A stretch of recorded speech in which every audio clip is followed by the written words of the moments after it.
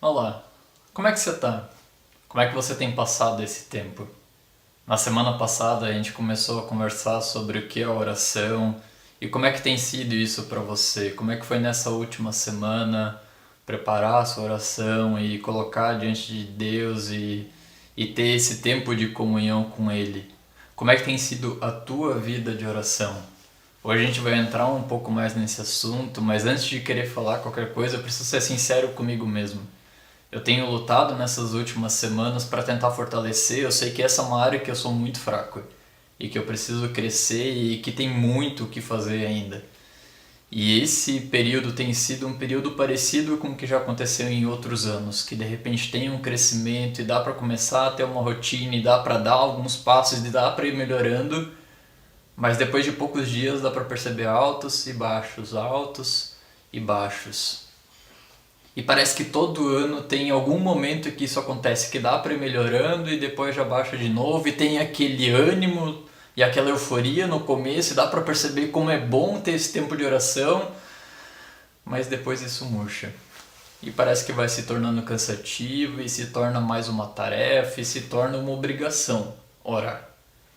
Você já ouviu tantas vezes, com certeza, seja nos cultos, seja em outros lugares, que é importante intensificar uma vida de oração, é importante separar esse tempo, é importante fazer disso uma prioridade. Você sabe que isso é uma obrigação, você sabe que isso é importante, mas quantas vezes, mesmo quando a gente pratica, mesmo quando a gente é fiel nisso, parece que não passa disso, não passa de uma obrigação, não passa de um dever. Parece que é aquele tipo de coisa que a gente não consegue mais fazer de coração porque cansa, porque a gente não aguenta mais. É aquele ânimo e aquela vontade de fazer o que é certo, aquela vontade de obedecer, ela dura alguns dias, mas ela murcha. E ela diminui. Eu confesso que eu tenho passado algumas vezes por isso e tem algumas coisas que nos cansam nesse caminho. Tem algumas coisas que tiram o nosso ânimo e é sobre isso que eu quero entrar hoje. Confessar um pouco da minha parte, aquilo que eu acredito que você pode estar passando também, porque tem algumas coisas, alguns tropeços que a gente dá que vão minando essa alegria e vão destruindo e vão desanimando e vão acabando com algo que é tão importante e talvez a principal coisa que um cristão possa fazer. Tem dois elementos que eu percebo, especialmente numa vida de oração cansada e numa vida corrompida, eu posso dizer, de alguém que não está seguindo exatamente o que a oração era para ser. Semana passada a gente conversou que a oração é algo extremamente simples. É simplesmente deixar Jesus entrar, mas isso parece que é pouco demais. Esse caminho que é tão simples, que é tão básico, a gente tem que complicar. E tem algumas coisas que a gente faz para complicar isso, que eu sei que eu faço e que eu imagino que você possa fazer também. Uma das coisas é a gente tentar convencer a Deus daquilo que a gente precisa e daquilo que a gente quer. Tentar convencer a Deus da minha necessidade, do quanto eu preciso de alguma coisa, e a gente usa várias palavras, e a gente tenta repetir, a gente tenta insistir naquilo, e a gente tenta mostrar o caminho para Deus. E se eu penso de algum familiar meu doente, aí eu já logo imagino a situação e eu coloco isso diante do Pai. E aí eu penso, puxa vida, ele está usando tal remédio, ele vai fazer tal exame, eu coloco essas coisas diante de Deus e Deus, olha, ele está usando aquele remédio, usa esse remédio, tem tal médico que está consultando ele, usa esse médico e vai por aqui e vai por lá, e a gente tenta traçar todos os planos, e a gente tenta ter controle sobre o que está acontecendo, e isso cansa. Isso cansa. Ou a gente pensa em alguma pessoa próxima e querida nossa, que de repente não está indo na igreja, está meio perdido na vida, está com algum problema de emprego, e a gente imagina situações que isso pode melhorar, ao invés de simplesmente apresentar um problema diante de Deus, a pessoa precisa disso, a pessoa precisa de renda, a pessoa precisa retomar o caminho, a pessoa precisa tomar um rumo na vida. A gente tenta construir quais que são esses caminhos, a gente tenta falar para Deus o que ele deve fazer. A gente tenta ensinar a Deus, assim como tem aquele ditado de tentar ensinar o padre a rezar a missa. Percebe que estranho que é isso? E a gente apresenta a nossa vontade para Deus, não a nossa necessidade, a nossa vontade para Ele. E pede para que Ele faça essa nossa vontade. E esse ato de convencer, e esse ato de tentar mostrar e apontar para Deus qual que é o caminho. Isso é algo extremamente cansativo. A gente sabe que Deus está acima de nós, que Ele é muito maior, que Ele é muito mais sábio, muito mais poderoso, e a gente tenta mostrar para esse ser tão grande o que Ele deve fazer. E isso com certeza toma do nosso coração esse ânimo, porque não é esse o caminho. Porque a oração, ao invés de um lugar de descanso, se torna uma luta. Ao invés de um refrigério para a nossa alma, se torna um dever. E a não ser que a gente consiga convencer a Deus, as coisas não acontecem. E a pergunta é como que eu posso fazer com que Deus atenda o meu pedido. E a gente procura técnicas e a gente procura meios de fazer isso. E a gente sabe que eles são falhos. A gente sabe que eles não funcionam. E a gente olha para a oração, e a gente olha para aquilo que a gente coloca diante de Deus. E o que acontece parece que nada acontece. Com certeza você já se perguntou, talvez você não tenha falado essas palavras, mas aquela pergunta que fica martelando na mente: por que eu estou orando afinal? Que diferença que isso faz? Que utilidade que isso vai ter na minha vida? Eu quero trazer uma história muito conhecida, que você com certeza já ouviu essa história, e que ela parece não ter nada a ver com oração, mas de tão simples que ela tem muito a nos ensinar. Se você tem sua Bíblia aí, eu peço para você abrir no Evangelho de João. Evangelho de João, logo no começo, no capítulo 2, a história da multiplicação da transformação da água em vinho. João, capítulo 2, eu vou ler do 1 até o 11. No terceiro dia, houve um casamento em Caná da Galileia. A mãe de Jesus estava ali, Jesus e seus discípulos também haviam sido convidados para o casamento. Tendo acabado o vinho, a mãe de Jesus lhe disse: eles não têm mais vinho. Respondeu Jesus: que temos nós em comum, mulher? A minha hora ainda não chegou. Sua mãe disse aos serviçais: façam tudo o que ele lhes mandar. Ali perto havia 6 potes de pedra do tipo usado pelos judeus para as purificações cerimoniais. Em cada pote cabiam entre 80 e 120 litros. Disse Jesus aos serviçais: encham os potes com água. E os encheram até a borda. Então lhes disse: agora levem um pouco ao encarregado da festa. Eles assim fizeram, e o encarregado da festa provou a água que fora transformada em vinho, sem saber de onde este viera, embora o soubessem os serviçais que haviam tirado a água. Então chamou o noivo e disse: todos servem primeiro o melhor vinho. E depois que os convidados já beberam bastante, o vinho inferior é servido. Mas você guardou o melhor até agora. Este sinal milagroso em Caná da Galileia foi o primeiro que Jesus realizou. Revelou assim a sua glória, e os seus discípulos creram nele. Essa história é bem conhecida e bem simples, e nessa história eu quero que você preste atenção nas atitudes de Maria. Maria era uma convidada desse casamento e Jesus e seus discípulos estavam ali também.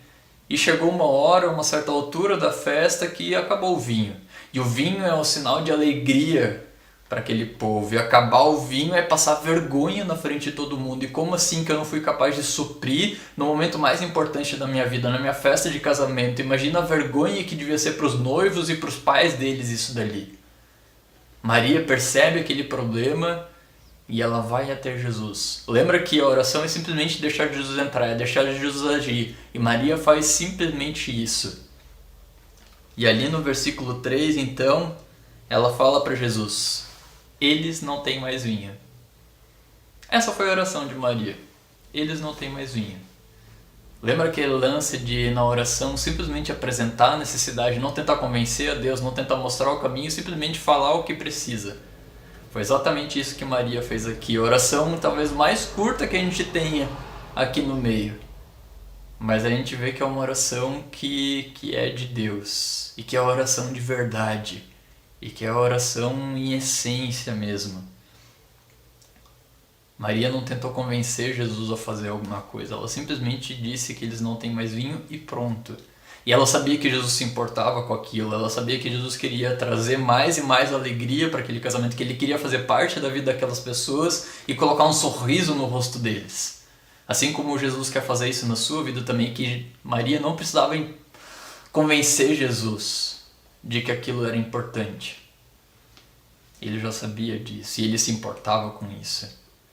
Em segundo lugar, perceba a resposta de Jesus no versículo 4. Que temos nós em comum, mulher? A minha hora ainda não chegou. Maria, apesar de ter feito uma oração certa, uma oração boa, uma oração simples e genuína, recebeu uma palavra dura de Jesus. O que a gente tem em comum, mulher? Falando isso para a própria mãe. Maria ainda assim não desanimou e não tentou convencer Jesus e não tentou mostrar a sua vontade e não tentou apontar o caminho. Mas olha a resposta dela no versículo seguinte, a resposta não para Jesus, mas a reação dela. Quando ela disse para os serviçais, façam tudo o que ele lhes mandar. Maria sabia que o caminho que Jesus ia escolher era o mais sábio, era o mais certo. Ela não tinha a menor ideia de como que ele poderia fazer isso. A gente olha para a nossa história e ela já se torna comum na nossa mente. E quando a gente ouve essas palavras, Maria falando para Jesus que eles não têm mais vinho, a gente já logo imagina o que ia acontecer adiante.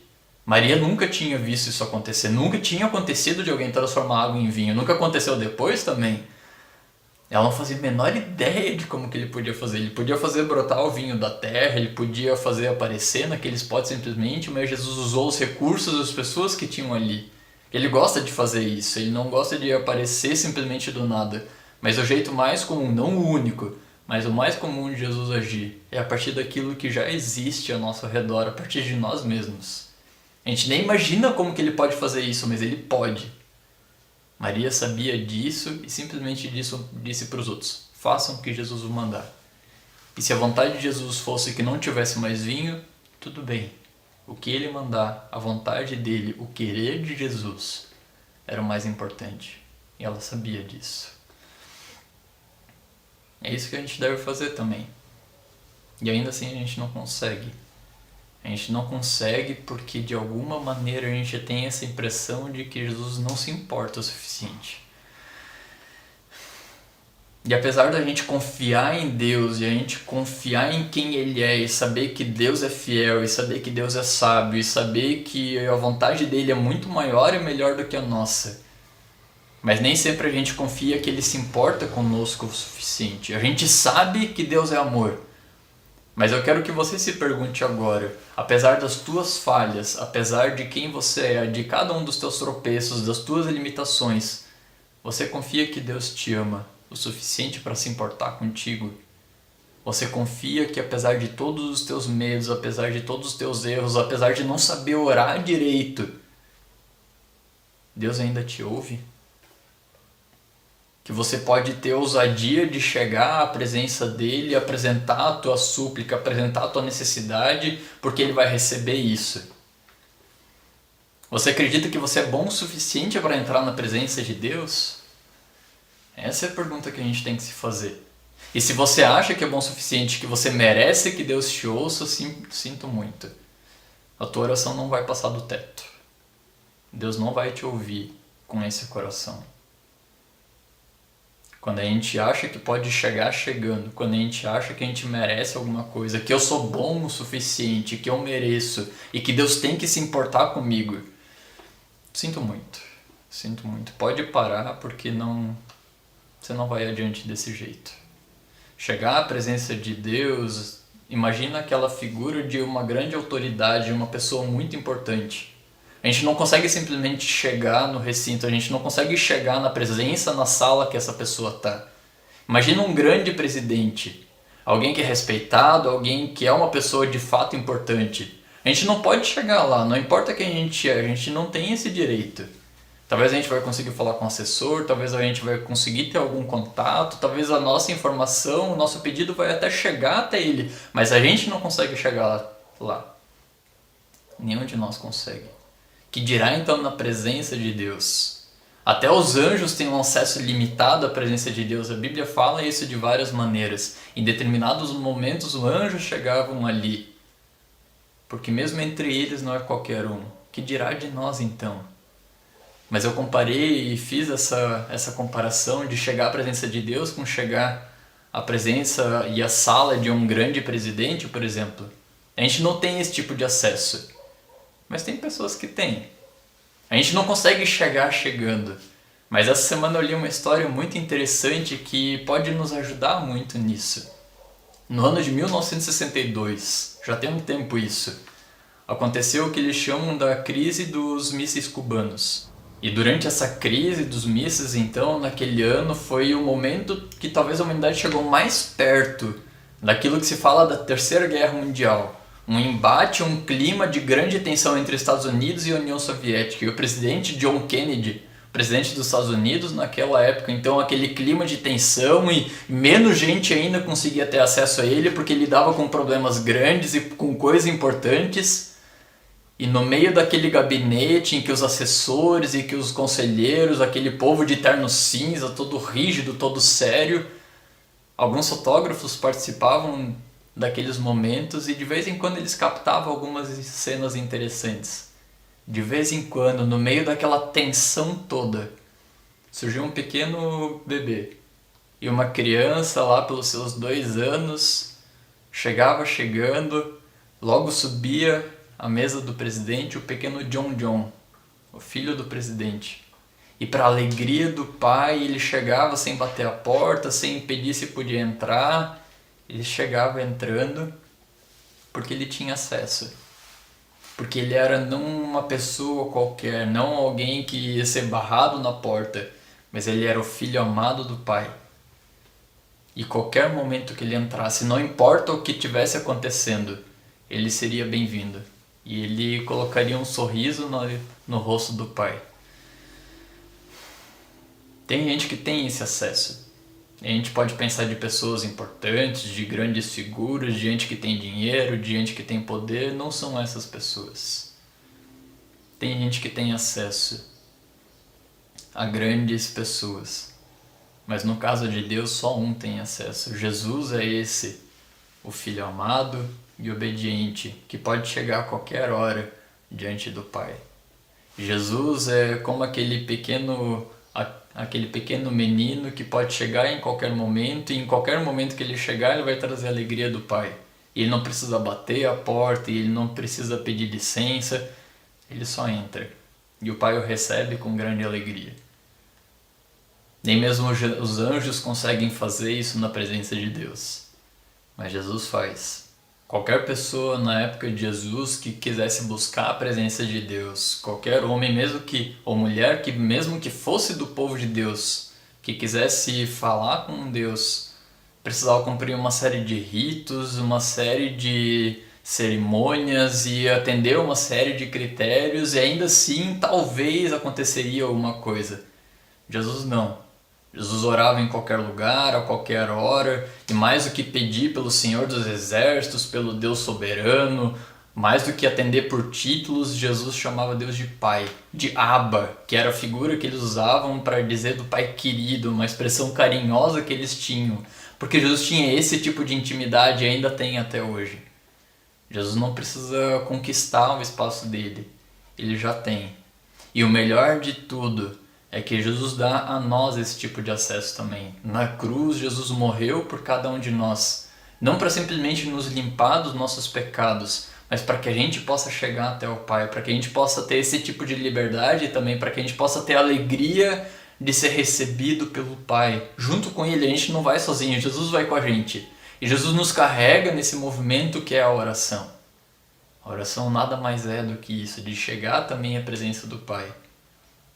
Não por causa dos nossos méritos, não por causa de quem eu sou, não porque eu tenha conquistado ou mereço alguma coisa, mas porque Jesus me leva até lá. É como se eu chegasse à porta e por mim quem está ali simplesmente barra. Não, você não tem direito. Mas Jesus chega e diz, não, calma, esse está comigo. Pode deixar que eu vou junto com ele. Pode deixar que eu acompanhe. Nós somos convidados de honra na presença de Deus por causa de Jesus. Por isso você não precisa mais convencer a Deus que a tua necessidade é importante. Você não precisa mais conquistar o amor de Deus. Ele já te ama do jeito que você é, porque Jesus conquistou isso para você. A gente continua passando por problemas, a gente tem as nossas necessidades. E Deus nunca falou que a gente não teria problemas aqui. O que Ele prometeu para nós é nos ouvir e estar com a gente. Não porque eu mereça, mas por causa de Jesus. Assim a oração não se torna mais uma luta, não precisa ser algo cansativo que a gente precisa conquistar. A gente simplesmente chega lá e descansa. E chega à presença do Pai e pode clamar Abba, Pai. essa expressão carinhosa de um pai querido, de um pai que se importa. O pai se importa contigo também e ele te ama de uma maneira que você não consegue nem compreender por causa de Jesus. E eu quero te motivar a persistir em oração. Não simplesmente por uma questão de obediência, não para conquistar a Deus, mas porque lá é a tua casa. Porque você precisa descansar na presença do Pai. Cada um de nós precisa, a gente não consegue viver sem isso. E assim a gente vai conseguir viver aquilo que Jesus prometeu para cada um de nós. Quando Ele disse, venham a mim, todos vocês que estão cansados de carregar as suas pesadas cargas, e eu lhes darei descanso. Sejam meus seguidores e aprendam comigo, porque sou bondoso e tenho um coração humilde de Jesus. E vocês encontrarão descanso. Os deveres que eu exijo de vocês são fáceis, e a carga que eu ponho sobre vocês é leve. Confere lá em Mateus 11, 28 até o 30.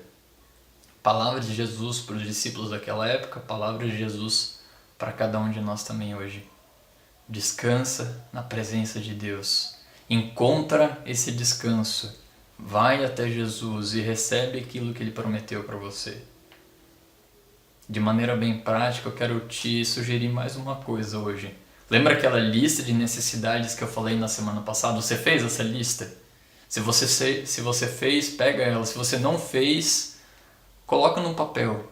Quais são as tuas necessidades? Sejam coisas que você precisa, sejam emoções, sejam situações que você está passando, que você precisa de consolo, que você precisa de alegria, que você precisa de um rumo. Coloca para o Pai aquilo que você precisa. Pega essa lista e para cada motivo, diz, Pai, eu preciso de alimento, em nome de Jesus. Não porque eu mereça, não porque eu tenho esse direito, mas em nome de Jesus, porque Jesus conquistou isso no meu lugar. Pai, eu estou me sentindo sozinho, eu preciso de companhia, em nome de Jesus. Pega cada um desses motivos e coloca eles em nome de Jesus e repete essas palavras. A oração não precisa ser repetitiva assim, e isso não é uma regra. Isso eu quero colocar para você agora, para você criar esse hábito. Porque isso vai entrar no teu coração. E à medida que isso entra, a gente não precisa mais ficar repetindo essas palavras toda hora. Mas a gente pode lembrar que cada coisa que a gente coloca de Deus, a gente coloca não porque a gente merece, não porque a gente vai conseguir convencer a Deus, mas em nome de Jesus e por causa de Jesus, você tem esse direito, você tem essa liberdade de chegar lá e descansar na presença do Pai. Que Deus te abençoe nesse caminho, que você possa encontrar esse descanso e ter a sua alegria renovada. Uma alegria não que nem a do mundo, que depende do que está acontecendo, mas a alegria que só o Pai pode te dar e que permanece, e que nada nem ninguém pode tirar de você. Que Deus te abençoe. Amém.